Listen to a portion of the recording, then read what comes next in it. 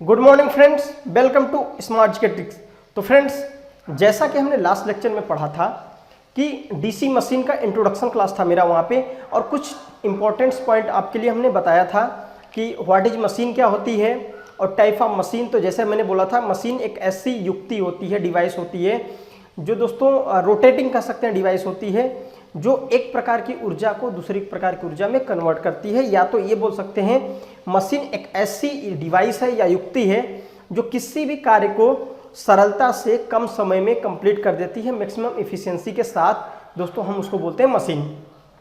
और मशीन के बारे में दोस्तों हम इलेक्ट्रिकल मशीन की बात कर रहे हैं, तो इलेक्ट्रिकल मशीन दो टाइप से पढ़ते हैं, एक को बोलते हैं एसी मशीन और दूसरी होती है डीसी मशीन। तो जैसा कि अगर हम एसी मशीन की बात करें तो जो एसी सप्लाई से ऑपरेट होती हैं दोस्तों वो एसी मशीन होती हैं, या दूसरी वे में कह सकते हैं कि जो एसी सप्लाई जनरेट करती हैं दोस्तों उसे हम क्या कह सकते हैं, एसी मशीन कहेंगे। और जो डीसी सप्लाई से चलती हैं या डीसी सप्लाई जनरेट करती हैं दोस्तों वो हमारी होती हैं डीसी मशीन्स। तो दोस्तों हमने जैसा कि क्लासिफिकेशन आपको हमने पहले ही लेक्चर में बता दिया था कि इसका क्लासिफिकेशन कितना गया है और क्या क्या चीज़ें पढ़नी है। जैसे मैंने बताया था कि जब डीसी की बात करेंगे तो डीसी का सिलेबस थोड़ा कम है, क्योंकि लेकिन दोस्तों क्वेश्चन बहुत ही ज़्यादा डीसी से आते हैं। अगर हम बात करते हैं दोस्तों सिलेबस की, तो डीसी मशीन में डीसी जनरेटर और डीसी मोटर पढ़ने हैं। और दोस्तों उसके अंदर भी जनरेटर के क्लासिफिकेशन करेंगे तो कई सारी जैसे संट सीरीज मोटर जनरेटर है, संट जनरेटर है, कंपाउंड जनरेटर है, कम्युलेटिव टाइप है, तो कई टाइप के हमें एक एक करके पढ़ना है। और दोस्तों अगर हम बात करते हैं कि जो हमारी एसी मशीन में, तो दोस्तों एसी का थोड़ा सिलेबस ज़्यादा पड़ेगा, क्योंकि वहाँ पे तो अल्टरनेटर तो हमें पढ़ना है। जैसे अल्टरनेटर जिसको एसी जनरेटर बोलते हैं दोस्तों। उसके बाद अगर हम देखते हैं कि जो हमारा सिंक्रोनस मोटर और सिंक्रोनस जनरेटर पढ़ना पड़ेगा। इंडक्शन मोटर है दोस्तों, सिंगल फेज, थ्री फेज, तो वहाँ पे सिलेबस ज़्यादा होने वाला है। तो हम सबसे पहले आपको हम डीसी मशीन के बारे में पढ़ाएंगे। तो दोस्तों जैसा कि हम डीसी मशीन के बारे में आपको चर्चा कर दिया हूँ कि डीसी सप्लाई से जो ऑपरेट हों या डीसी सप्लाई हमें मिलती है जिसके द्वारा वो हमारी डीसी मशीन होती हैं। वो डीसी मशीन या तो जनरेटर हो सकती है या तो मोटर हो सकती है। तो फ्रेंड्स बात करते हैं कि यहाँ पे चीज़ें क्या हैं कि हमें कौन कौन सी चीज़ें पढ़नी है डीसी मशीन के अंतर्गत। तो दोस्तों हम क्लासिफिकेशन तो हम कल देख लिए थे, आइए देखते हैं कि डीसी मशीन के बारे में। डीसी मशीन फ्रेंड्स, हम देख रहे हैं डीसी मशीन, यानी कि हमारी जो डीसी मशीन होती है क्या होती है। सही फ्रेंड्स, अगर हम बात करते हैं डीसी मशीन तो आपको पता है डीसी मशीन में आपकी दो चीज़ें आती हैं, एक तो आती है डीसी जनरेटर, एक दूसरी आती है डीसी मोटर। एक तो आती है डीसी जनरेटर और सेकंड आती है डीसी मोटर। सही फ्रेंड्स, तो जैसा कि आपको जानते हैं कि डीसी जनरेटर और डीसी मोटर होती है, लेकिन दोस्तों एक बात इंपॉर्टेंट समझिए कि जैसे हम बात करते हैं डीसी मोटर या जनरेटर, जिस तरह पता है कि आदमी अलग अलग इंसान में कुछ सिमिलरिटीज भी होती हैं, कुछ डिफरेंस भी होते हैं। सही फ्रेंड्स, तो जैसे बात करते हैं कि कुछ सिमिलरिटीज जो होती हैं, उसी तरह यहाँ दोस्तों मशीनों में भी कुछ सिमिलरिटीज हैं जो मोटर जनरेटर में रहती हैं, और कुछ दोस्तों डिफरेंसेस होते हैं जो दोनों को डिफरेंट बनाते हैं, कि इसे हम मोटर कह सकते हैं और इसे हम जनरेटर कह सकते हैं। अगर दोस्तों यहाँ डीसी मशीन की दोस्तों संरचना होती है वो सेम होती है, कहने का मतलब जनरेटर की भी, डीसी जनरेटर और डीसी मोटर की जो संरचना होती है दोस्तों वो सेम होती है। सही फ्रेंड्स, अगर हम डीसी जनरेटर देखें या डीसी मोटर, बनावट आपको सेम दिखने वाली है। सही फ्रेंड्स, लेकिन कुछ इनकी जो सिमिलरिटीज हैं, जैसे कोई भी डीसी मशीन हो, चाहे कोई भी मशीन हो, उसमें मुख्य दो भाग होते हैं। एक को बोलते हैं दोस्तों स्टेटर और दूसरे को बोलते हैं रोटर। यानी कोई भी दुनिया की मशीन है उसमें दो भाग होने हैं, एक स्टेटर और दूसरा रोटर। एक को बोलते हैं स्थाता, दूसरे को होता है घुड़क। दोस्तों स्थाता का मतलब जो स्थिर भाग होता है, जो मूवमेंट नहीं करेगा दोस्तों, उसको बोलने वाले हम स्टेटर, और जो पार्ट मूवमेंट करता है दोस्तों उसको बोलते हैं हम रोटर। यानी जो मूव करने वाला भाग होता है दोस्तों उसको बोलते हैं रोटर। अब डिपेंड करेगा कि जो हमारा आर्मेचर है, वो आर्मेचर हम किस कंडीशन में स्टेटर पे लगाते हैं और किस कंडीशन में हम रोटर पे लगाते हैं। सही फ्रेंड्स, तो आपको जैसे कि अगर कोई इंटरव्यू वगैरह में जाएं तो आपको ऐसे क्वेश्चन पूछ सकता है कि क्या रीजन है कि जब हमारी कोई डीसी मोटर होती है तो हम उसके रोटर पे सप्लाई देते हैं, जब हमारी एसी मोटर होती है तो उसके स्टेटर पे सप्लाई। जैसे एसी दोस्तों कह सकते हैं जनरेटर, सॉरी एसी मोटर, दोस्तों अगर एसी मोटर की बात करें तो उसके आप देखेंगे कि स्टेटर पर सप्लाई दी जाती है, लेकिन अगर दोस्तों अगर हम बात करते हैं कि अगर वो डीसी मोटर है तो उसके रोटर पे सप्लाई दी जाती है। या दूसरे तरीके से कह सकते हैं कि अगर वो डीसी जनरेटर है तो उसके रोटर से सप्लाई ली जाती है विथ हेल्प ऑफ ब्रूस के थ्रू हम जो होता है दोस्तों वो सप्लाई लेते हैं रोटर से। लेकिन फ्रेंड्स जब हम बात करते हैं एसी जनरेटर की तो दोस्तों एसी जनरेटर की कंडीशन में जो हम सप्लाई लेते हैं वो दोस्तों लेते हैं जो स्टेटर से। सही दोस्तों, क्या रीजन है इसको हम समझने की कोशिश करते हैं। एक्चुअली दोस्तों बात करते हैं आर्मेचर। जो आर्मेचर होता है, आर्मेचर मतलब जहाँ पे कंडक्टर होते हैं दोस्तों वहाँ पे हम आर्मेचर की बात करते हैं। सही दोस्तों, जैसे मैंने बोला और सिमिलरिटी के बारे में बात कर लें तो इसके बारे में चर्चा करते हैं। जैसे सिमिलरिटी सेकंड बात करें तो दोस्तों कोई भी मशीन है, अगर डीसी मशीन की बात करें, कोई भी डीसी मशीन है तो दोस्तों वहाँ पे दो चीज़ें होंगी। यानी कोई भी मशीन की बात कर लो, इलेक्ट्रिकल मशीन की, तो दो टाइप के वहाँ पे इलेक्ट्रिक मैग्नेटिक फील्ड होने वाले हैं। दोस्तों अगर डीसी मशीन है तो दोस्तों वहाँ पे यानी एसी मशीन चाहे डीसी मशीन बात कर लो, कोई भी मशीन है उसमें दो टाइप के मैग्नेटिक फील्ड होने में, स्टेटर मैग्नेटिक फील्ड और रोटर मैग्नेटिक फील्ड। दोस्तों उसको आगे जैसे जैसे हम बढ़ेंगे उनको हम पढ़ेंगे। सही दोस्तों, अगर हम बात करते हैं आगे कि जैसा कि आपने डीसी जनरेटर देखा तो इसके भी क्लासिफिकेशन पढ़ने की डीसी जनरेटर जो होती है टू टाइप से पढ़ेंगे। एक सेल्फ स्टार्टेड होती है दोस्तों, एक होती है सेपरेटली एक्साइटेड। सही, ये तो आगे की बातें हैं। लेकिन फ्रेंड्स हम बात करते हैं कि जैसे कुछ सिमिलरिटी है वैसे कुछ डिफरेंस है। डिफरेंस के बारे में अगर हम बात करें कि आप देखना चाहते हैं कि यहाँ पे मोटर और जनरेटर में सिमिलरिटी, तो अगर बात करें मोटर और जनरेटर में सिमिलरिटीज क्या है, चाहे वो DC series generator DC generator हो वो चाहे डीसी मोटर हो, दोनों को केस में दोस्तों जो अगर बात करें यहाँ भी दो चीज़ें इंपॉर्टेंट है कि दो पार्ट होते हैं, मुख्यतः दो पार्ट, जो मेन दो पार्ट है, एक तो स्टेटर दूसरा रोटर। उनके में भी कई पार्ट है, उनको हम डिस्कस करेंगे जब इसका हम कंस्ट्रक्शन पढ़ेंगे। सही फ्रेंड्स, तो बात करते हैं कि अगर इनकी सिमिलरिटीज की बात, तो देखिए सिमिलरिटी ये है कि दोनों का जो कंस्ट्रक्शन है यानी दोस्तों संरचना है दोनों की समान होती है। दूसरी बात करें कि दोनों के लिए दो मुख्य पार्ट हो रहे हैं, एक तो स्टेटर दूसरा रोटर। स्टेटर उसको बोल रहे हैं जो कि स्थिर भाग होता है, रोटर उसको बोल रहे हैं दोस्तों जो मूवमेंट करता है, जो रोटेट करता है। तीसरी बात करते हैं दोस्तों दोनों कंडीशन में, चाहे ये मोटर हो चाहे जनरेटर हो, दोनों के केस में फ्रेंड्स अगर बात करें हम तो दो मैग्नेटिक फील्ड की आवश्यकता पड़ती है, स्टेटर मैग्नेटिक फील्ड और दूसरा रोटर मैग्नेटिक फील्ड, यानी दो मैग्नेटिक फील्ड की भी हमें आवश्यकता पड़ती है। तो जैसा कि बात हमने कर दिया दोस्तों, लेकिन दोस्तों हमने जैसे क्वेश्चन बोला कि अभी मैं आपको एक बात बता रहा था कि अगर हमारे पास कोई जनरेटर है, कहते हैं कि डीसी मोटर है तो उसके रोटर पे सप्लाई देते हैं और एसी मोटर है तो उसके स्टेटर पे सप्लाई देते हैं। अगर हम बात करें इस तरह इसको समझना चाहें, देखिए हमने ये दो गोले बना लिए, ठीक है, चलो गोले ही बना के मशीन पढ़ रहे हैं। देखो ये दो गोले बन गए हैं, हाँ अच्छे लग रहे हैं गोले, कोई बात नहीं। देखो सपोज करो एसी वाला गोला है, एसी हम मान लेते हैं जनरेटर की बात कर रहे हैं, जनरेटर, ये एसी जनरेटर मान लो और ये क्या मान लेते हैं डीसी जनरेटर। सही फ्रेंड्स, देखिए अगर हमने क्वेश्चन आपको जैसा बोला कि हमें देखना है कि व्हाई जो डीसी जनरेटर है उस कंडीशन में हम जो रोटर से सप्लाई लेते हैं जबकि एसी जनरेटर की कंडीशन में हम स्टेटर से सप्लाई कैसे लेते हैं, व्हाई क्या रीजन है। तो दोस्तों आपको पता है कि जब हम एसी जनरेटर की बात करते हैं यानी इसको अल्टरनेटर बोलते हैं, अल्टरनेटर की कंडीशन में आपको पता है कि जो हमारे आर्मेचर बाइंडिंग होती है यानी जो हमारी कॉइल जो होती हैं जिसको बोल सकते हैं कंडक्टर, वो दोस्तों कंडक्टर कुछ हमारे स्टेटर पार्ट पे होते हैं ऐसे। सही friends, this is armature binding, यानी दोस्तों स्टेटर पे क्या होती है हमारी आर्मेचर, आर्मेचर बाइंडिंग, ठीक है भाई। यानी जो आर्मेचर वाइंडिंग है वो दोस्तों हमने कहाँ किया, आर्मेचर वाइंडिंग को किया है दोस्तों स्टेटर पे, और हमने क्या किया रोटर पे हमने पोल लगा रखा है, रोटर पे देखिए ऐसे।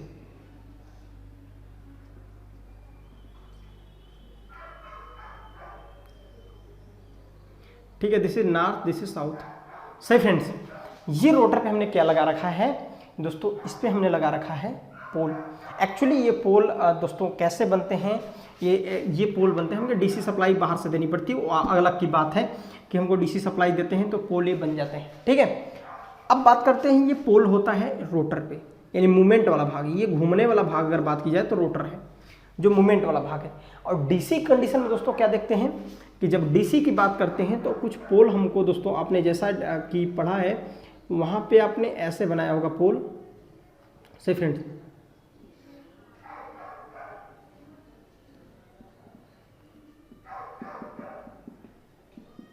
देखिए फ्रेंड्स, अगर हम बात करें एसी कंडीशन में तो आपने देखा होगा कि ये हमारे जो होते हैं दोस्तों पोल होते हैं, ये ऐसे सही नहीं बन रहा है यार, देखो कोई बात नहीं, डायग्राम से क्या मतलब है आपको समझ में आना चाहिए।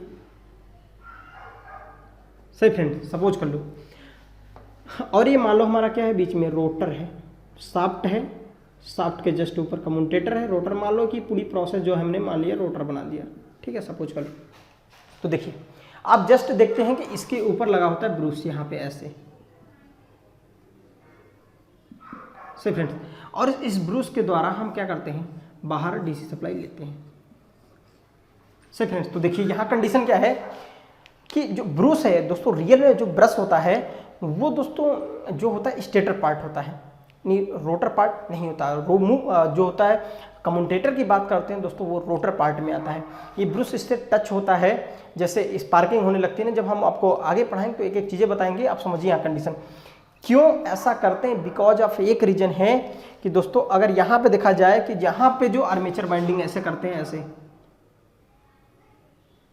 ऐसे थोड़ा समझाने की कोशिश करते हैं आपको। तो फ्रेंड्स देखिए यहाँ पे जो स्लॉट्स होते हैं इसमें हम क्या करते हैं, कंडक्टर, ये जो हमारे स्लॉट्स बने होते हैं इसमें हम कंडक्टर फिर होते हैं, ठीक है, और हमारे ऐसे सपोज कर लो स्लॉट्स बने हैं तो इसमें हम क्या करते हैं, कंडक्टर, इन स्लॉट्स में कंडक्टर को डालते हैं। और दोस्तों यहाँ पे देखिए कि रोटर पे क्या है, कंडक्टर, इसीलिए जो आर्मेचर है यहाँ पे क्या है, रोटर पे। अगर बात करें आर्मेचर की, आर्मेचर, तो फ्रेंड्स देखिए कि यहाँ पे जो आर्मेचर है रोटर पे है, जबकि यहाँ पे आर्मेचर क्या था, स्टेटर पे था। आपको एक बात ध्यान रखनी है कि ऑलवेज जो जनरेट होती है, एक्चुअली जनरेट तो कोई चीज़ नहीं होता, एनर्जी कभी जनरेट नहीं होती, एक रूप से ट्रांसफर होती है, एक रूप से दूसरे रूप में, अकॉर्डिंग टू जो एनर्जी कंजर्वेशन लॉ है, जिसको बोलते हैं ऊर्जा संरक्षण के नियम से देखेंगे तो दोस्तों वहाँ पे बताया था ऊर्जा कभी भी उत्पन्न नहीं की जा सकती, नहीं नष्ट की जा सकती, उसको एक फॉर्म से अनदर फॉर्म में कन्वर्ट किया जाता है। तो वैसे ही बात कर रहे हैं कि यहाँ पे सपोज कर लो बिजली जनरेट हो रही है, तो दोस्तों कभी भी एसी उत्पन्न नहीं होती, सॉरी डीसी उत्पन्न नहीं होती, ऑलवेज उत्पन्न होती है एसी। दोस्तों कभी भी डीसी उत्पन्न नहीं होती डायरेक्ट, वो हमेशा उत्पन्न होती एसी। लेकिन बात करते हैं दोस्तों, अगर हमें एसी चाहिए, जैसे अल्टरनेटर बना दिया, ये पोल मूव करेगा दोस्तों, ये पोल मूव करेगा और इस रोटर कंडक्टर द्वारा कट होगा फ्लक्स, क्योंकि ये पोल हो तो चुंबकीय फ्लक्स होंगे और फ्लक्स इस रोटर द्वारा कट होंगे कंडक्टर द्वारा। तो दोस्तों आर्मेचर में एक इंड्यूस ईएमएफ होगा, उसी इंड्यूस ईएमएफ जो का उसका नेचर कैसा रहेगा, एसी। सही दोस्तों, अगर बात करें कैसा नेचर रहेगा, एसी। तो दोस्तों एसी की अगर बात करें तो वो हमको डायरेक्टली यहाँ से हम सप्लाई जो भी 3 फेस का होता तो हम यहाँ से 3 फेस सप्लाई ले लेते, अगर सिंगल फेस होता तो सिंगल फेस लेते, अलग बात है। 3 फेस अल्टरनेटर सपोज कर लो तो यहाँ से हमें स्टेटर से सप्लाई मिल जाती है। लेकिन दोस्तों यहाँ पे देख रहे हैं आप रोटर से सप्लाई ली जाती है। क्यों ली जाती है? बिकॉज ऑफ एक ही रीजन है कि जो आर्मेचर होता है दोस्तों वो रोटर पे होता है, और दोस्तों वहाँ भी जनरेट होता है एसी। ध्यान रखने वाली बात है कि वहां पे भी जो जनरेट होता है वो एसी ही जनरेट होता है, बट इसके साथ में यहाँ पे अगर सपोज कर लो ये कम्यूटेटर मान लो सेगमेंट है, ये क्या होता है दोस्तों, कम्यूटेटर, ठीक है दोस्तों, कम्यूटेटर लगा होता है। तो दोस्तों बात करते हैं कम्यूटेटर का मतलब है कि जो दोस्तों एसी को डीसी में, डीसी को एसी में कन्वर्ट करता है। आई होप आपको समझ में आएगा क्यों। अगर आपसे कोई पूछता है कि क्या रीजन है कि जो डीसी मोटर होती है उनके रोटर से सप्लाई दी जाती है रोटर पे, अगर जो एसी मोटरें होती हैं उनके स्टेटर पे सप्लाई देती है, बिकॉज ऑफ एक ही रीजन है कि जो हमारा आर्मेचर है वो ऑलवेज वर्क करता है एसी पे, इसीलिए एसी मोटर की बात करते हैं तो दोस्तों वहाँ पे हम देते हैं उसके स्टेटर पे। जैसे कि यहाँ पे एक जनरेटर की केस बात करें, जैसे आपको एग्जांपल जो दिया गया है यहाँ पे दोस्तों अगर बात कर रहे हैं एग्जांपल के अनुसार देखेंगे तो यहाँ पे दिख रहा होगा कि आपको कि जो अगर बात करिए जनरेटर केस में तो आपको सप्लाई कहाँ से मिल रही है, स्टेटर से एसी, यहाँ पे कहाँ से मिल रही है, रोटर से, इसलिए डीसी। सही, कई बार इंटरव्यू वगैरह में आपसे पूछ दिया जाता है। सही दोस्तों, तो इसके डीपली ज़्यादा नहीं जाना, इतनी बात आपको समझ में आई होगी। आइए देखते हैं कि हमें क्या क्या चीज़ें इंपॉर्टेंट है जो कि पढ़नी है, जो कि आपके एग्जाम के पॉइंट ऑफ व्यू से बहुत, क्योंकि हमें जब मशीन पढ़नी है तो फ्रेंड्स सबसे बड़ी बात है कि हमें मशीन का सिलेबस, जो मशीन के अंदर हमें डीसी मशीन पढ़नी है तो हमें क्या पढ़नी है, इसकी सबसे पहले एक लिस्ट बनाते हैं कि और हमें कौन कौन सी चीज़ें पढ़नी है, उसके बाद हम एक एक करके पढ़ेंगे। सही दोस्तों, तो आइए देखते हैं हमें क्या क्या चीज़ें इस डीसी मशीन के अंतर्गत, यानी डीसी मशीन के अंतर्गत सबसे पहले पढ़ने वाले हैं हम डीसी जनरेटर। क्या पढ़ेंगे दोस्तों? DC generator. तो दोस्तों हमें देखना है कि डीसी जनरेटर के अंतर्गत सबसे पहले हमें क्या क्या पढ़ना है। दोस्तों देखिए क्या पढ़ना है, हम सबसे पहले पढ़ने वाले हैं पोल फॉर्मेशन। पोल फॉर्मेशन, ठीक है दोस्तों। दूसरा सेकंड पॉइंट क्या पढ़ने वाले हैं? Construction of pole, construction of generator, construction of DC machine. सही friend, construction of DC machine. देखिए दोस्तों, हम जो कंस्ट्रक्शन पढ़ेंगे वो डीसी जनरेटर और एसी जनरेटर की सेम होती है। डीसी जनरेटर और डीसी जनरेटर और डीसी मोटर की जो होती है दोस्तों, वो जो होती है कंस्ट्रक्शन दोनों का समान होता है। सही, तो इसीलिए मैंने डायरेक्टली लिख दिया डीसी मशीन। एक बार हम कंस्ट्रक्शन पढ़ लेंगे तो दोनों का समझ में आ जाएगा, बट हम दोनों आपको अलग अलग करके पढ़ाएंगे। थर्ड बात करते हैं दोस्तों, हमको क्या पढ़ना है? Working principle. क्या पढ़ना है दोस्तों हमको? Working principle. ठीक है दोस्तों, हमें पढ़ना है working principle of DC generator, DC generator. Next दोस्तों हमें क्या पढ़ना है? इसके आगे जैसे आगे बढ़ेंगे दोस्तों, उसके बाद हमें पढ़ना है आर्मेचर रिएक्शन एंड कम्यूटेशन। देखिए हमें पढ़ना है और आर्मेचर रिएक्शन, और दोस्तों हमें पढ़ना है कम्यूटेशन। कम्यूटेशन बहुत इंपॉर्टेंट दोस्तों, यहाँ से क्वेश्चन पूछते रहते हैं। इसके आगे दोस्तों जैसे आगे बढ़ेंगे उसके आगे हमें पढ़ना है कैरेक्टर, अभिलक्षण। जितनी भी जनरेटर हैं उनके जो अभिलक्षण होते हैं जिसको कैरेक्टरिस्टिक्स बोलते हैं दोस्तों, तो अभिलक्षण भी पढ़ने हमें, कैरेक्टरिस्टिक्स ऑफ डीसी जनरेटर। सही दोस्तों, आगे हम पढ़ने वाले हैं speed control of DC generator, speed control of DC generator. दोस्तों उसके बाद हम पढ़ने वाले हैं application, application of DC generator. सही फ्रेंड्स, ये चीज़ें हम एक एक करके पढ़ने वाले हैं। कुछ और पॉइंट्स हैं फ्रेंड्स कि जो हम आगे पढ़ेंगे। तो जैसा कि बात है कि एप्लीकेशन भी पढ़ने वाले हैं दोस्तों, ये पॉइंट सारे हम अब यहाँ पे डिस्कस करने वाले हैं। आइए फ्रेंड्स हम देखते हैं अब नेक्स्ट पॉइंट, जैसे कि पोल फॉर्मेशन। जैसे हमने आपको सिलेबस बताया दोस्तों, और कई सारी चीज़ें हमें पढ़नी है, एक एक करके पढ़ेंगे। सही है, तो फ्रेंड्स हम सबसे पहले देखते हैं पोल फॉर्मेशन। पोल फॉर्मेशन का मतलब है पोल कैसे बनता है। ठीक है, तो दोस्तों अगर हम सबसे पहले बात करें पोल फॉर्मेशन की, पोल फॉर्मेशन यानी पोल का गठन कैसे होता है, तो आपको एक दोस्तों एक बात मैंने कल पढ़ाया था लास्ट लेक्चर में कि फ्रेंड्स जो पोल होते हैं वो यहाँ पे दोस्तों दो टाइप के पोल यूज होते हैं। जो यहाँ पे पोल बन रहा है, तो दोस्तों पोल कब बनेगा? जब कोई मैग्नेट होगा। तो मैग्नेट में ही नॉर्थ पोल और साउथ पोल आते हैं। सही दोस्तों, पोलरिटी।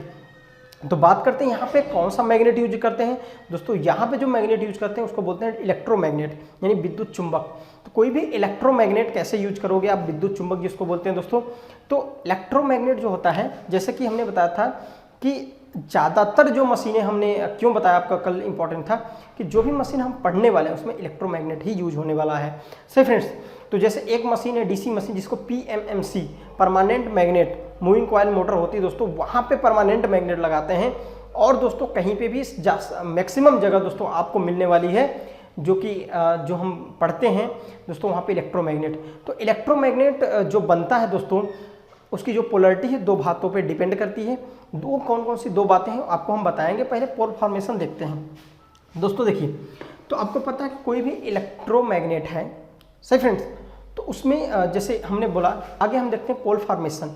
जैसा कि मैंने कुछ आपको पॉइंट्स लिखे, उनको एक एक करके पढ़ना है क्योंकि जब हमको पता होता है कि ये चीज़ें पढ़नी है तो हमें और सही तरीके से पढ़ने की एक आदत हो जाती है। से फ्रेंड सीरियल एक क्रमबद्ध पढ़ने के तरीके सही रहते हैं। तो फ्रेंड्स बात करते हैं पोल फार्मेशन की। तो पोल फार्मेशन जैसे जो पोल कैसे बनते हैं, जब कोई मैग्नेट होगा तो ही तो पोल बनेंगे। तो दोस्तों यहाँ बात करें अगर कि जो हमारे source of magnetic field flux सही फ्रेंड्स, मैग्नेटिक फ्लक्स आपको पता है, मैंने फैराडे साहब कहते हैं जब कोई कंडक्टर किसी फ्लक्स को कट करेगा तो वहाँ पे एक इंड्यूस्ड ईएमएफ होगा। तो दोस्तों सबसे पहले बात होनी चाहिए कि फ्लक्स तो होना चाहिए ना। कंडक्टर तो चलो ठीक है, हमने कॉपर या एल्युमिनियम का कंडक्टर तो ले लिया, हमने उसकी बाइंडिंग कर दिया, बट दोस्तों बात यहाँ पे आती है कि मैग्नेट कैसे बनेगा, कौन से ऐसे सोर्स हैं जिनके द्वारा मैग्नेट बनता है। तो 2 टाइप से सोर्स जैसा कि मैंने बताया था यहाँ पे मशीनों में, एक तो परमानेंट मैग्नेट रहेगा, परमानेंट मैग्नेट, ठीक है फ्रेंड्स, एक तो परमानेंट मैग्नेट होगा। और दूसरी बात करते हैं दोस्तों जो कि इलेक्ट्रोमैग्नेट होता है। क्या होता है? इलेक्ट्रोमैग्नेट, सही फ्रेंड्स। एक तो परमानेंट मैग्नेट है, दूसरे को बोलते हैं इलेक्ट्रोमैग्नेट, सही है, यानी जिसको बोलते हैं दोस्तों विद्युत चुंबक। तो दोस्तों अगर बात करें सोलेनॉइड की बात कर लीजिए, चाहे बार मैग्नेट की बात कर लीजिए, कैसे एक परमानेंट मैग्नेट है। सही दोस्तों, अगर बात करें एक बार मैग्नेट ले लीजिए, ये यहाँ पे नॉर्थ और साउथ है दोस्तों, ये क्या है हमारा एक बार मैग्नेट की अगर बात कर लेते हैं, बार मैग्नेट दोस्तों ये एक परमानेंट मैग्नेट है। सोलेनॉइड की बात कर लीजिए तो वहाँ भी दोस्तों आपको पता है कि बार मैग्नेट होता है, सही है। तो कई सारे मैग्नेट आते हैं हमारे जो परमानेंट मैग्नेट होते हैं, जो रियल में चुंबक होते हैं। दूसरी बात करते हैं इलेक्ट्रोमैग्नेट। दोस्तों इसमें क्या होता है कि इसे टेम्परेरी मैग्नेट बोलते हैं। इसमें कुछ टाइम के लिए मैग्नेटिक गुण आते हैं, जैसे जब तक आप करंट फ्लो कराओगे तो उसमें करंट के, क्योंकि आपको पता है कि जो करंट होती है डायरेक्टली प्रोपोर्शनल टू फ्लक्स होती है, मतलब कि जहाँ पे करंट होगी वहाँ पे फ्लक्स होगा, सही दोस्तों। जैसा कि आपने पढ़ा कि I7 फाते फाई, तो दोस्तों यहाँ पे जहाँ पे आपने करंट किसी कॉइल में फ्लो कराया तो वहाँ पे फ्लक्स जनरेट होने हैं, सही फ्रेंड्स। तो और कैसे फ्लक्स जनरेट होते हैं हमने आपको बताया था वहाँ पे, अकॉर्डिंग टू जो हमने जो कार के स्क्रू रूल के अकॉर्डिंग देखा था, आज भी देखने वाले हैं तो आपको समझ में आ जाएगा। तो फ्रेंड्स अगर बात करते हैं इलेक्ट्रोमैग्नेट, इलेक्ट्रोमैग्नेट का मतलब क्या है कि हमारे पास एक कोई ये कंडक्टर, इस पर हमने नंबर ऑफ टर्न लपेटे हैं, ये सही फ्रेंड्स। तो हमने जो हमने नंबर ऑफ टर्म लपेटा है और हमने यहाँ क्या किया, एक बैटरी सप्लाई दे दिया, सही फ्रेंड्स। तो बात करते हैं कि दोस्तों यहाँ पे जो मैग्नेटिक फ्लक्स होगा, जो यहाँ पे बात करते हैं परमानेंट मैग्नेट की, तो दोस्तों परमानेंट अगर मैग्नेट आपने यूज किया तो आपको यूनिफॉर्म मैग्नेटिक फ्लक्स मिलने वाला है, ये फील्ड, यानी क्या कहेंगे यहाँ पे इंपॉर्टेंट दोस्तों, यूनिफॉर्म मैग्नेटिक फील्ड, सही फ्रेंड, यूनिफॉर्म मैग्नेटिक फील्ड मिलने वाली है, मतलब एक समान विद्युत क्षेत्र मिलने वाला है, एक ही दिशा में फ्लो, एक समान। लेकिन दोस्तों बात करते हैं जब इलेक्ट्रोमैग्नेट की, तो दोस्तों वो डिपेंड करेगा सप्लाई कैसी है, इसी जैसा कि आपको पता है कि यहाँ पे क्या होगा, फ्लक्स कैन बी चेंज्ड अगर चेंजिंग द एमएमएफ कॉइल, अगर कॉइल का एमएमएफ को आपने चेंज कर दिया, जिसको बोलते हैं मैग्नेटिक मोटिव फोर्स, सही दोस्तों। जैसे इलेक्ट्रिक फील्ड में हम ईएमएफ पढ़ते हैं, उसी तरह दोस्तों यहाँ पे हम पढ़ते हैं एमएमएफ, जिसको बोलते हैं मैग्नेटिक मोटिव फोर्स, सही दोस्तों। तो अब पता है कि अगर आपने अगर मैं एमएमएफ को चेंज किया, किसी कॉइल के एमएमएफ को आपने चेंज करेंगे तो यहाँ पे फ्लक्स भी परिवर्तित हो जाएगा, सही दोस्तों। लेकिन अगर हम बात करते हैं किसी परमानेंट मैग्नेट में तो फ्लक्स चेंज नहीं होता, रिमेन कांस्टेंट, यानी यूनिफॉर्म मैग्नेटिक फील्ड होती है एक समान, सही दोस्तों। यानी यहाँ पे संभावना है कि एक समान हमें अगर चाहिए तो भी मिल सकता है, बैरी भी कराना तो भी करा सकते हैं। कैसे बैरी कराना पड़ेगा हमको एमएमएफ को, यानी कि एमएमएफ क्या है, मैग्नेटिक मोटिव फोर्स को, सही फ्रेंड्स। तो इस तरीके से, लेकिन बात करते हैं दोस्तों कि किसी भी कॉइल में जो मैग्नेट है, जो पोल है, वो किन बातों पे डिपेंड करता है। जो पोल जो बोलते हैं ना, पोल किन दो फैक्टर्स हैं, जिससे मतलब दो फैक्टर्स ऐसे हैं जिन पे जो पोल बनता है वो डिपेंड करता है। जो पोलरिटी होती है, जो हमने अभी बोला कि अभी तो कोई कुछ नहीं है, आपने करंट फ्लो, तो इसकी जो पोलरिटी है किन दो बातों पे डिपेंड करती है, कहाँ पे नॉर्थ बन रहा है, कहाँ पे साउथ। तो किसी भी मैग्नेट की, जो इलेक्ट्रोमैग्नेट की पोलरिटी मुख्यतः दो बातों पर डिपेंड करती है। आइए देखते हैं कौन सी बात दो है। ठीक है दोस्तों, देखिए किसी मैग्नेट की जो पोलरिटी वो दो बातों पर डिपेंड कर रही है। पोलरिटी की बात कर रहे हैं, सही फ्रेंड्स, पोलरिटी। अगर दोस्तों किसी पोलरिटी की बात कर रहे हैं, किसकी पोलरिटी, मैग्नेटिक पोलरिटी, ठीक है। पोल यानी पोलरिटी का मतलब पोल कहाँ पे नॉर्थ बनेगा कहाँ साउथ बनेगा, वो दो फैक्टर्स पे डिपेंड करती है। नंबर फर्स्ट, तो फ्रेंड्स अगर बात करें कि जो हमारे पोल हैं उसकी पोलरिटी किन दो पार्ट, तो इलेक्ट्रोमैग्नेट है दोस्तों। अगर बात करते हैं कोई भी इलेक्ट्रोमैग्नेट है तो इलेक्ट्रोमैग्नेट आप कैसे बनाते हो, देखिए अगर हम बात करते हैं इलेक्ट्रोमैग्नेट कैसे बनता है, जैसे कि अभी आपको मैंने बताया कि ये हमारे पास सपोज कर लो एक कंडक्टर है और इस कंडक्टर पर हमने कई सारे नंबर ऑफ टर्म लपेट दिए ऐसे।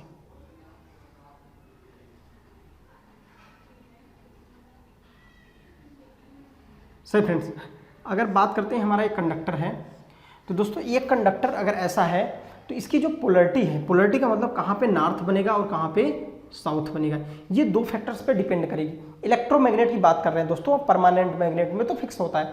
सही दोस्तों, अगर बात करते हैं इसकी पोलरिटी दो बातों पे डिपेंड करेगी। एक तो ये बात पे डिपेंड करेगी कि दोस्तों पहला on the polarity of supply, दोस्तों जो पोलरिटी है वो सप्लाई पे डिपेंड करेगी, सप्लाई किस दिशा में। जैसे देखिए अगर मैंने कहा इसको हमने ऐसे जोड़ दिया, ये चलो स्विच लगा दिया, देखिए प्लस माइनस, ठीक है दोस्तों। अगर मैंने पोलरिटी ये रखा तो आपको देखिए अगर यहाँ पोलरिटी अगर इस कंडीशन में देखेंगे इस यहाँ पे तो करंट कुछ ऐसे फ्लो हो रही है। सही फ्रेंड्स, करंट अगर ऐसे फ्लो हो रही है, किसी कंडक्टर को आपने ऐसे पकड़ा है ऐसे, ठीक है ऊपर से, तो दोस्तों नॉर्थ इधर बन रहा है और साउथ यहाँ पे बन रहा है, यानी जो मैग्नेटिक फील्ड है दोस्तों नॉर्थ से साउथ की ओर, नॉर्थ से साउथ की ओर जाने वाली है। सही फ्रेंड्स, ये बातें आपको समझ में आई, नॉर्थ से साउथ। लेकिन दोस्तों अगर बात करें पोलरिटी अगर चेंज कर दें तो क्या होगा, देखिए अगर हम पोलरिटी चेंज कर दें, हमने सेम यही कॉइल थी, चलिए इसी कॉइल थी एक और कॉइल बना लेते हैं। देखिए हमने क्या किया, एक कॉइल थी हमारे पास और ऐसे,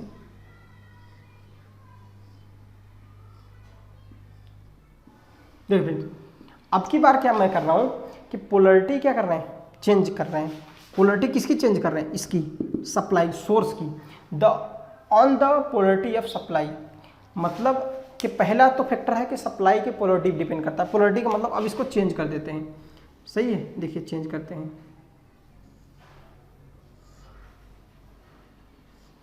यानी बाइंडिंग तो सेम टू सेम ऐसी की थी, लेकिन मैंने क्या किया, जो सोर्स का टर्मिनल था दोस्तों उसको हमने चेंज कर दिया। चलो इसको माइनस कर दिया, अब इसको बार प्लस कर दिया। देखिए अब कुछ करंट इधर फ्लो होगी, यहाँ से ऐसे फ्लो होती थी जब भी स्विच ऑन हुआ।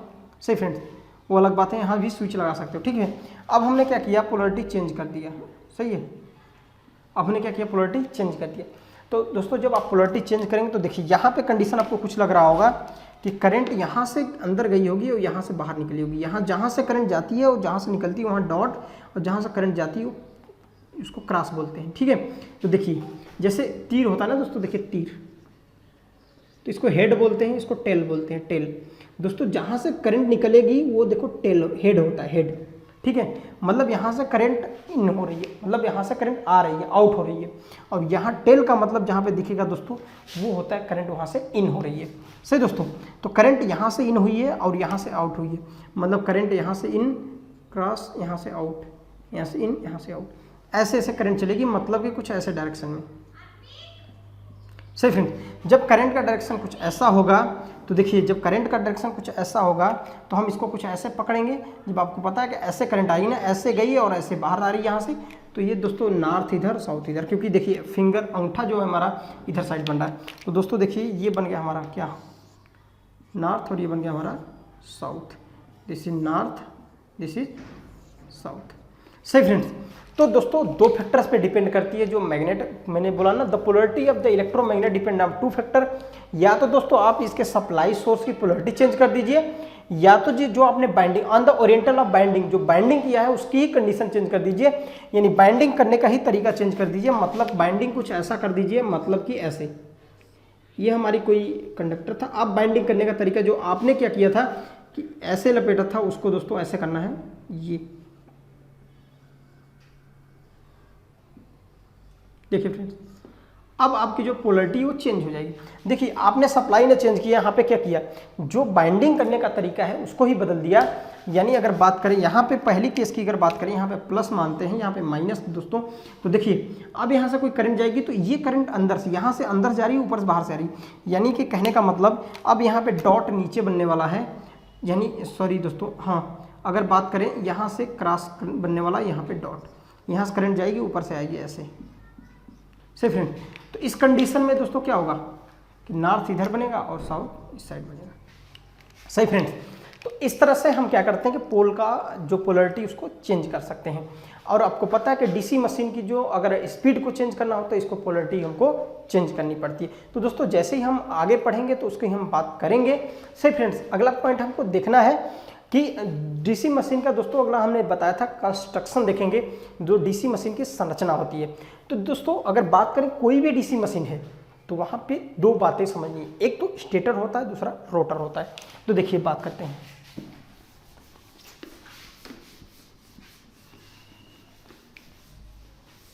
देखिए फ्रेंड्स, अगर हम बात करते हैं कि दो भाग होते हैं अगर किसी मशीन में, एक तो होता है स्टेटर, क्या होता है स्टेटर, सही दोस्तों, और एक होता है रोटर। एक होता है स्टेटर, दूसरा होता है रोटर। अब बात करते हैं दोस्तों स्टेटर की। स्टेटर मतलब होता है स्थाता, स्थाता मतलब जो स्थिर भाग होता है। रोटर मतलब होता है घूर्णक। सही फ्रेंड्स, यानी जो घूमने वाला भाग होता है उसे हम रोटर बोलते हैं। ठीक है दोस्तों, अगर डीसी मशीन की बात करते हैं, डीसी की, सही दोस्तों, जनरेटर पढ़ रहे हैं तो डीसी जनरेटर की बात कर लीजिए, जनरेटर। ठीक है दोस्तों, डीसी जनरेटर की बात करते हैं तो देखिए डीसी जनरेटर के केस में क्या होता है कि स्टेटर पे हम क्या करते हैं कि फील्ड वाइंडिंग करते हैं। क्या करते हैं? Field winding. ध्यान समझिएगा, अगर हम डीसी जनरेटर की बात करते हैं तो स्टेटर पे करते हैं फील्ड वाइंडिंग और रोटर पे करते हैं आर्मेचर वाइंडिंग।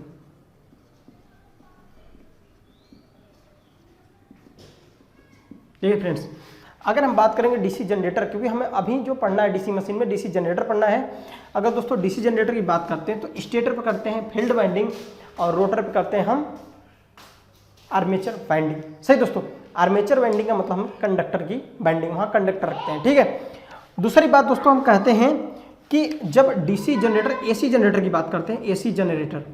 सही फ्रेंड्स, जब हम एसी जनरेटर की बात करते हैं तो एसी जनरेटर की कंडीशन में क्या होता है कि एसी जनरेटर की कंडीशन में कि दोस्तों हम क्या करेंगे, जब एसी जनरेटर हम पढ़ेंगे तो एसी जनरेटर की कंडीशन में क्या होगा, दो स्टेटर होगा, वहाँ पे करेंगे आर्मेचर वाइंडिंग। क्या करेंगे दोस्तों? Armature winding. यहाँ पे करने वाले हैं आर्मेचर वाइंडिंग। क्या पढ़ेंगे दोस्तों? Armature winding. और यहाँ दोस्तों पढ़ने वाले हैं फील्ड वाइंडिंग, फील्ड वाइंडिंग। सही फ्रेंड्स, देखिए ये बहुत ही अंतर डिफरेंस है जो कि आपको पढ़ने हैं। अगर डीसी जनरेटर जब हम पढ़ेंगे, वैसे तो नॉर्मली हम डीसी जनरेटर पढ़ रहे हैं, लेकिन यहाँ एसी जनरेटर बताना जरूरी है कि डीसी जनरेटर की अगर बात करते हैं तो वहाँ पे जो फील्ड वाइंडिंग होती है स्टेटर पे होगी और दोस्तों जो आर्मेचर वाइंडिंग होती है रोटर पे होती है। अगर एसी जनरेटर जब हम पढ़ते हैं तो वहाँ पे दोस्तों पढ़ा जाएगा आपको कि जो फील्ड आर्मेचर वाइंडिंग है वो दोस्तों हम स्टेटर पे करेंगे और रोटर पे करते हैं फील्ड वाइंडिंग। सही दोस्तों, अगर हम बात करें आगे और कौन से इंपॉर्टेंट पॉइंट कि दोस्तों अगर हम इससे पहले हम डीसी मशीन का पूरा होल कंस्ट्रक्शन पढ़ें, सही फ्रेंड्स, तो उससे पहले हमें कुछ और नियम पढ़ने हैं जिनके बाद हम दोस्तों कल से जो स्टार्ट करेंगे डायरेक्टली हम डीसी जनरेटर का कंस्ट्रक्शन पढ़ने वाले हैं। और एक एक पॉइंट, जैसे कि जो उतने पार्ट होते हैं, जैसे कम्यूटेटर क्या होता है, कार्बन ब्रुश का कार्य क्या होता है, योक किसका बना होता है। सही फ्रेंड्स, और दोस्तों जितनी भी पार्ट है, पोल क्या होता है, पोल शू क्या होता है, आर्मेचर वाइंडिंग क्या होती है, फील्ड वाइंडिंग क्या होती है, कंस्ट्रक्शन, इसके जितने भी हम सब कुछ कल पढ़ने वाले हैं। दोस्तों आज हम कुछ और जो नियम्स लॉ हैं उनको देखने वाले हैं, क्योंकि हमें जब सारे तरीके पता चल जाएंगे, क्योंकि मैंने जब आपको बताया था कि जब हम डीसी जनरेटर पढ़ते हैं, चाहे डीसी जनरेटर चाहे एसी, जब जनरेटर की बात करते हैं तो आपको प्रिंसिपल वहाँ पे याद आता है कि जो डीसी जनरेटर का प्रिंसिपल ये कहता है कि यहाँ पे मैकेनिकल एनर्जी को इलेक्ट्रिकल एनर्जी में कन्वर्ट किया जाता है। दोस्तों ये हमारी जनरेटर होती है। अगर बात करते हैं जनरेटर अपने राइट हैंड रूल पे कार्य करती है, फ्लेमिंग के राइट हैंड रूल पे कार्य करती है। अगर दोस्तों मोटर की बात करते हैं, जो मोटर होती है दोस्तों वो फ्लेमिंग के लेफ्ट हैंड रूल पे कार्य करती है। सही दोस्तों, तो आइए हम देखते हैं राइट हैंड रूल और लेफ्ट हैंड रूल उसके बाद, क्योंकि दोस्तों हमारा जो मैग्नेट का अभी जो क्लास है दोस्तों अभी पूरी तरह खत्म नहीं हुआ है दोस्तों, उसको हमने स्टार्ट नहीं किया है। तो दोस्तों इसीलिए हमको यहाँ पे कुछ चीज़ें बतानी है, क्योंकि आपको आगे जाके कोई प्रॉब्लम ना हो। सही फ्रेंड्स, तो देखिए हम बात करते हैं फ्लेमिंग के 2 नियम। देखिए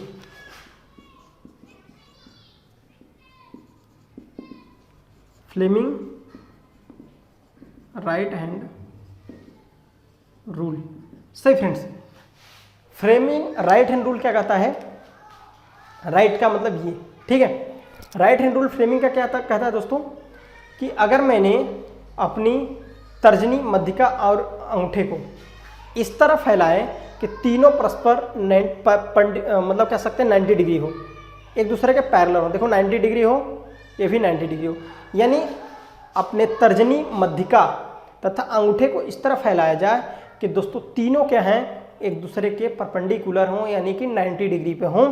तो दोस्तों इस कंडीशन में जो तर्जनी है, यानी इसको दोस्तों बोलते हैं तर्जनी जो होती है वो चुंबकीय क्षेत्र की दिशा को प्रदर्शित करती है, जबकि जो दोस्तों हम बात करते हैं मध्यिका की तो इंड्यूस्ड करंट की डायरेक्शन को फ्लो बताती है, जबकि जो दोस्तों अंगूठा होता है दोस्तों वो मोशन को प्रदर्शित करता है। ध्यान समझिएगा राइट हैंड रूल का, राइट हैंड रूल में क्या होता है कि अंगूठा हमारा मोशन को प्रदर्शित करता है। ध्यान समझिए, हमने बोला कि राइट हैंड रूल कहता है कि जब अपने हम अंगूठे, तर्जनी और मध्यिका को इस तरह फैलाया जाए कि तीनों एक दूसरे से 90 डिग्री पे हों।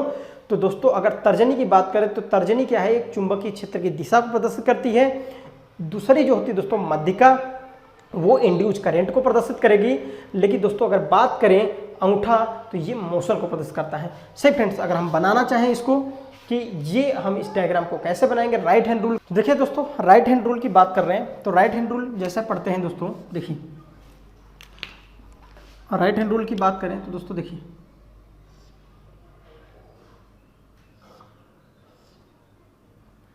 तो फ्रेंड्स ये क्या है हमारा, इसे हम बोल सकते हैं मैग्नेटिक फील्ड, मैग्नेटिक फील्ड। ठीक है दोस्तों, ये मैग्नेटिक फील्ड लाइन है, यानी चुंबकीय क्षेत्र की दिशा प्रदर्शित कर रहा है। और दोस्तों ये जो हमारा थंब होता है अंगूठा, ये दोस्तों मोशन को प्रदर्शित करता है। अगर बात करते हैं दोस्तों इसकी जो दोस्तों मध्यिका है, तो मध्यिका दोस्तों क्या होती है, करंट। और दोस्तों कौन सी, इंड्यूस्ड करंट। ध्यान समझिए, फिर से आपको एक बार बोलते हैं कि राइट हैंड रूल क्या होता है कि अगर हम तीनों अंगुलियों को इस तरह परस्पर फैलाया कि तीनों परपेंडिकुलर यानी 90 डिग्री पे हों, तो दोस्तों जो हमारी तर्जनी है वो चुंबकीय क्षेत्र की दिशा को प्रदर्शित करती है। दोस्तों मध्यिका है जो द इंड्यूस्ड करंट की दिशा को प्रदर्शित करती है। जो हमारा जो दोस्तों अंगूठा होता है वो दोस्तों मोशन को प्रदर्शित करता है। अब बात करते हैं दोस्तों राइट हैंड रूल पर, तो जो यहाँ पे बात करते हैं लेफ्ट हैंड रूल पे क्या करती है, जनरेटर। सही फ्रेंड्स, अगर बात करते हैं लेफ्ट हैंड रूल, बहुत ही इंपॉर्टेंट दोस्तों, लेफ्ट हैंड रूल। देखिए जब हम बात करते हैं लेफ्ट हैंड रूल की, लेफ्ट हैंड रूल जैसा कि मेरा लेफ्ट हैंड ये है दोस्तों, इसकी बात करते हैं लेफ्ट हैंड रूल, तो लेफ्ट हैंड रूल की कंडीशन में यानी तीनों अंगुलियों को इस तरह फैलाया जाए कि तीनों परस्पर परपेंडिकुलर हों, यानी दोस्तों तो यानी एक दूसरे से 90 डिग्री पे हों। तो दोस्तों अगर बात करते हैं जो तर्जनी है वो चुंबकीय क्षेत्र की दिशा, यहाँ भी तर्जनी मैग्नेटिक फील्ड को प्रदर्शित करती थी और यहाँ भी तर्जनी जो है मैग्नेटिक फील्ड को ही प्रदर्शित करेगी दोस्तों। तथा जो ये मिडिल फिंगर है जिसको बोलते हैं मध्यिका, और दोस्तों ये क्या करती है, ये दोस्तों बताती है धारा की दिशा को, कि किसकी दिशा को, धारा की दिशा को।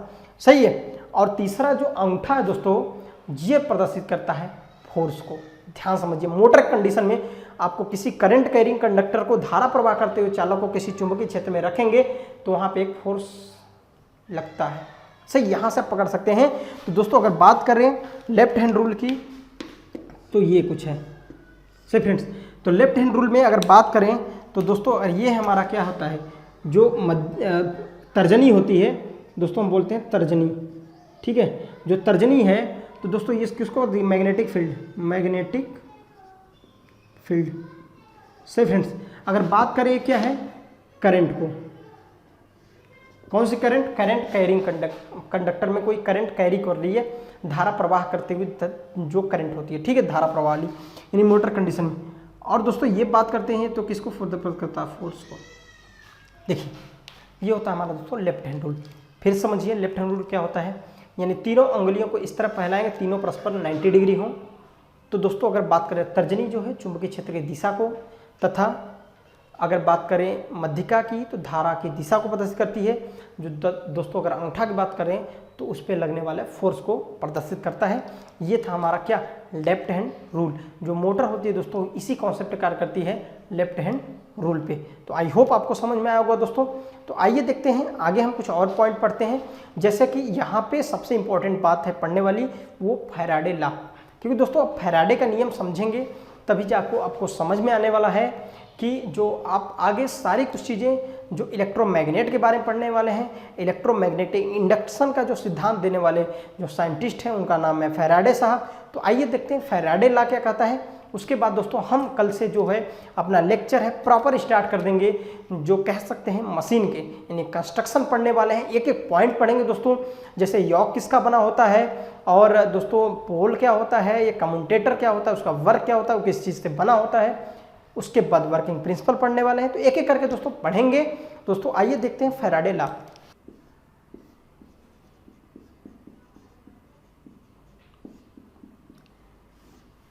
देखिए फ्रेंड्स, हम पढ़ने वाले हैं फैराडे का नियम। तो दोस्तों फैराडे लॉ आप बोल दीजिए, फैराडे का नियम बोल लीजिए हिंदी में। तो दोस्तों फैराडे लॉ क्या कहता है कि पहला उनका ये था कि जब किसी कंडक्टर को किसी चुंबकीय क्षेत्र में मूव कराओगे तो फ्लक्स काटेगा, जब वो फ्लक्स को कट करेगा तो वहाँ पे एक इंड्यूस ईएमएफ उत्पन्न हो जाएगा, यानी वहाँ पे एक इंड्यूस ईएमएफ प्रेरित हो जाता है। और सेकेंड लॉ कहता है कि वह जो इंड्यूस ईएमएफ है उसका जो मैग्नीट्यूड होता है वो दोस्तों डायरेक्टली प्रोपोर्शनल होता है फ्लक्स परिवर्तन की दर के। समझिए बात, पहला मैंने क्या बोला, इनका जो रूल है, इन्होंने बोला कि दोस्तों आपने पढ़ा होगा E बराबर N D phi upon D T. सही फ्रेंड्स, माइनस यहाँ पे लगाते हैं बिकॉज ऑफ ये क्या पता सकता है, लेंज लॉ। ये सपोज कर लीजिए ये नॉर्थ है और ये क्या है, साउथ है। नॉर्थ है और ये क्या है, साउथ है। तो दोस्तों जब कोई कंडक्टर किसी चुंबकीय क्षेत्र यानी मैग्नेट पोल है तो यहाँ मैग्नेट होगा,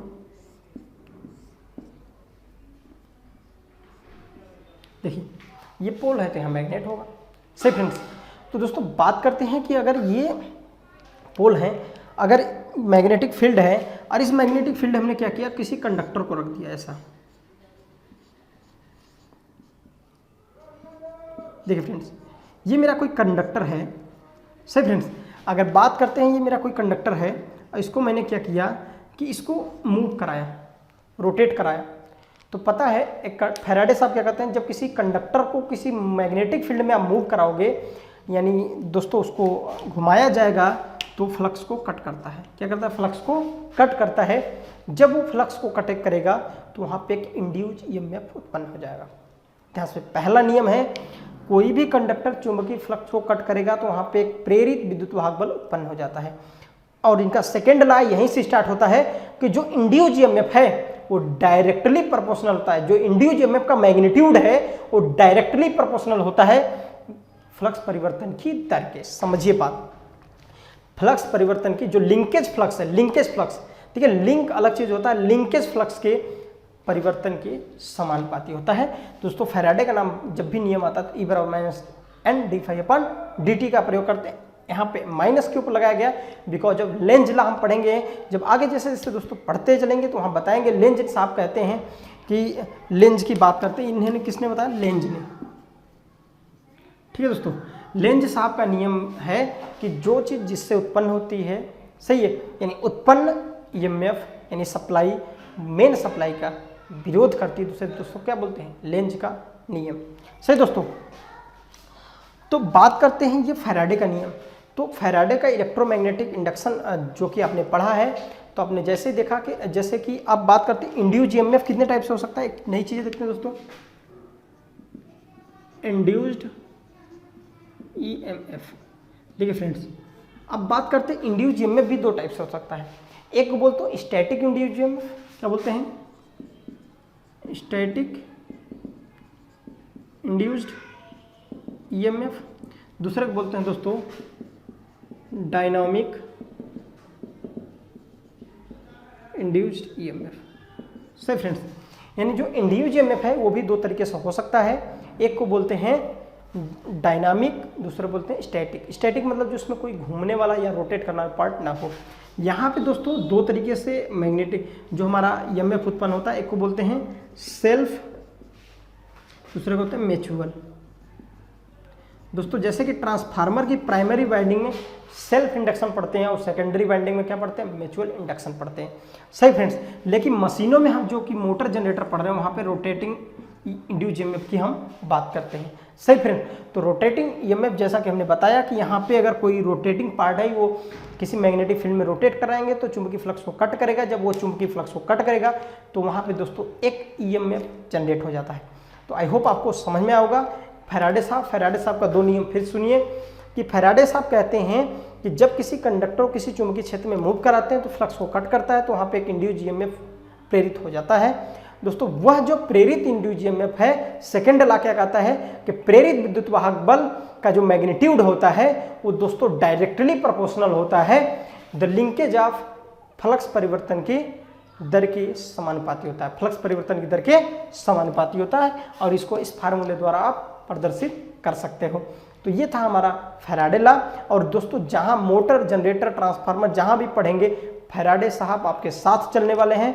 तो दोस्तों जैसा कि बात करते हैं इसका वर्किंग प्रिंसिपल भी हम कल के लेक्चर में दोस्तों हम देखने वाले हैं कंस्ट्रक्शन। सही फ्रेंड्स, जो हमारा कंस्ट्रक्शन है कि जनरेटर का जो संरचना है, जो मेन पार्ट्स हैं कौन कौन से, तो फ्रेंड्स इनके बारे में हम अच्छे से डिटेल से पढ़ने वाले हैं। सही फ्रेंड्स, तो आप रेगुलर हमारे वीडियो को इसी तरह देखते रहिए और प्रॉपर से पढ़ते चलिए और नोट्स बनाते रहिए। सही फ्रेंड्स, और अपना ख्याल रखिए। और फ्रेंड्स अगर हमारी पढ़ाई हुई चीज़ें आपको मददगार लगती हैं, हेल्पफुल लगती हैं, तो प्लीज़ हमारे वीडियो को लाइक और सब्सक्राइब करें। और दोस्तों अगर आपको कोई भी डाउट होता है दोस्तों कमेंट करें, और इसका फीडबैक देना बहुत ही ज़रूरी होता है क्योंकि कोई भी टीचर आपके लिए मेहनत कर रहा है तो उसके लिए एक लाइक, एक कमेंट तो बनता है दोस्तों। तो इसीलिए आप इसको ज़्यादा से ज़्यादा शेयर करें, हर ग्रुप में शेयर करें कि और लोग इन चीज़ों को पढ़ें, डिटेल से पढ़ें। सही फ्रेंड्स, और अपना घर पे पढ़ा